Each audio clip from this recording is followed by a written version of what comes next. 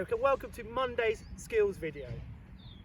And this week we're going to focus on athletics and a specific event in athletics, and that is running.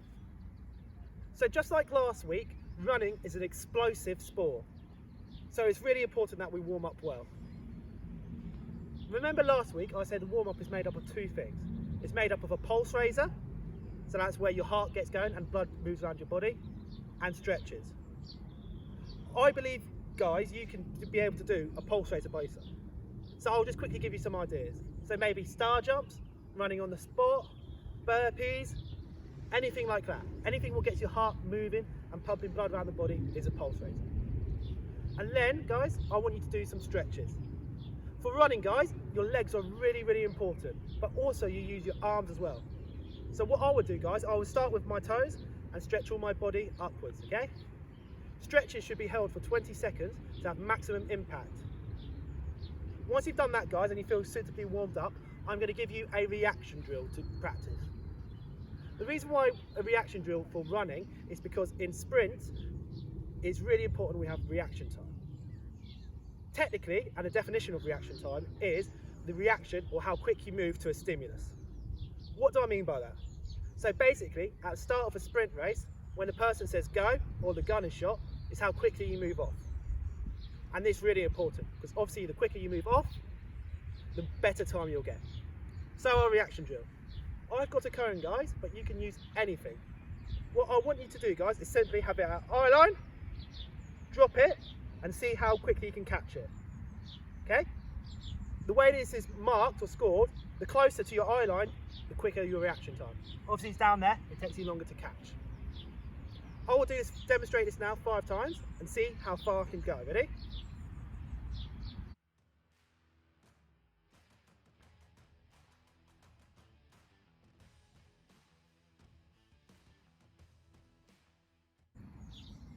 So that is the reaction drill. See how many times you can do that and see if you can beat your scores. See you in activity 1. So activity 1, Berwick, is going to focus on our posture. And posture we need to run. So guys, when you want to run, you want to be nice and tall and pull your shoulders back. So the way we're going to practice this, guys, is you're going to need something that you can put on your head. So I'm going to use a coat and I'll put it on my head like so. I will then stand, nice and tall, shoulders back, and then I'll do some simple movements. So I might move forward, I might move back. But notice my shoulders are always back, I'm nice and tall, the cone's still on my head. To really challenge yourself, guys, you can start jogging on your spot. Oh, see, it's coming off, so that's harder. So nicer back. And you can try see if you can sit down with the cone on your head, like so. Okay? Try that, guys. Change direction, change speed, make it as hard as you want, but always try and keep the cone on your head. Remember, shoulders back, stand up tall. So in activity 2, guys, we're going to work on our acceleration and deceleration. So what do those words mean, first of all? Acceleration is the building up and the quickening of the pace, and deceleration is the slowing down of the pace. Both are incredibly important when running. In a shorter sprint, you probably accelerate towards the end of the race, and actually you would accelerate as well on the longer distance as well, but more just like the small bit at the end. So what we're going to do, guys, is we're going to play a game called changing through the gears. So the key teaching point on this, guys, is when your legs move quicker, you've got to move your arms just as quick as well. If you did athletics with me last year, you should remember opposite arm, opposite leg. So if my right arm comes up, my right leg comes up, my left arm should come up like so. Left leg comes up, right arm should come up. Okay? Opposite arm, opposite leg. So we're going to do through the gears now. So as you can see, I've got 3 cones out. I have changed this from 4 just so I can show it to you better. But obviously, guys, you can have as many cones out and you can repeat it as many times as you want. So what I'm going to do, guys, is I'm going to accelerate from this yellow cone to this one, and then de-accelerate down here, and then walk all the way back round, like so. Okay, I'm going to do this 5 times for you now to demonstrate, and then we will see how you get on.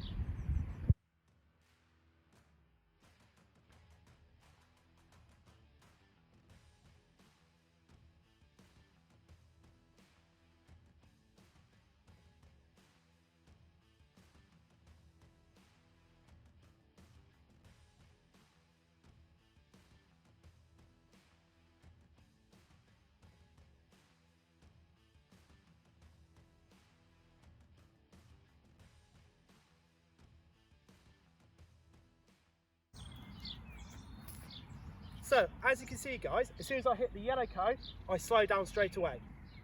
See if you can practice that at home, and I'll see you in activity 3. So, Braywick, this is activity 3. And this links in really nicely to our jumping, what we did last week. So this activity is all about explosion.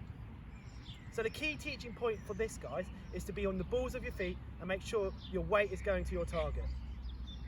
So as you can see, guys, I've got 4 cones. I've got red, white, blue, and yellow. This is a 2-person activity.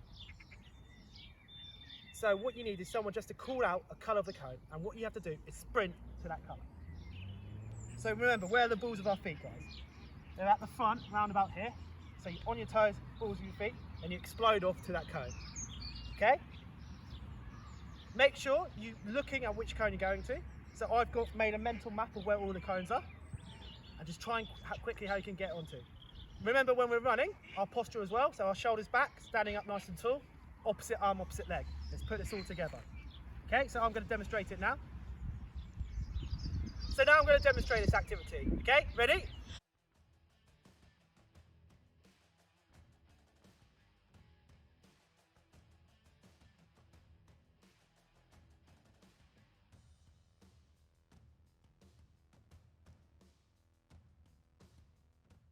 And we'll stop there, okay? So as you can see, guys, I exploded to all the cones. I was on the ball of my feet, and I kept my posture nice and still. I'll see you in activity 4. So Braywick, we're now into activity 4. And now we're going to bring everything together we've learned through this lesson. So that's our posture, shoulders back, nice and tall, opposite arm, opposite legs, and explode. All of you would have done this activity with me at school, but we're just going to redo it, and I'll go through the rules. So I've got 2 cones, a white cone and a blue cone. Again, you'll just need someone to shout out a time. So the objective is, guys, is you've got 10 seconds, and you've got to run as far as you can in 10 seconds. My top tip for this, guys, is run in a straight line. Because if you run in a straight line, you'll be able to go further. Once the 10 seconds is over, the person will shout stop, you place your cone or other object, and you can mark how far you've got. Guys, I'm using 10 seconds, but feel free to use 5, 4, whatever seconds you feel is manageable and what space you've got. Okay, I will demonstrate this 5 times, hopefully trying to beat my score every time. For this, guys, for the purpose of this, I'll be running away from the camera, so you'll see the back of me. Hopefully I can beat my score. Ready? Go.